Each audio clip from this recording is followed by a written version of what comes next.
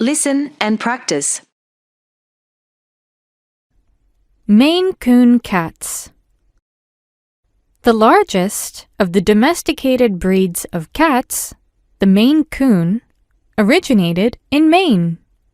It is well adapted to the harsh climate of the north, with thick, shaggy fur. In the 1800s, since they are excellent hunters, they were farm cats, barn cats, and often ship's cats.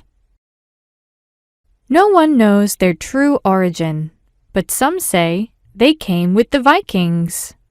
Other stories say that their ancestors were sent over from France by Marie Antoinette.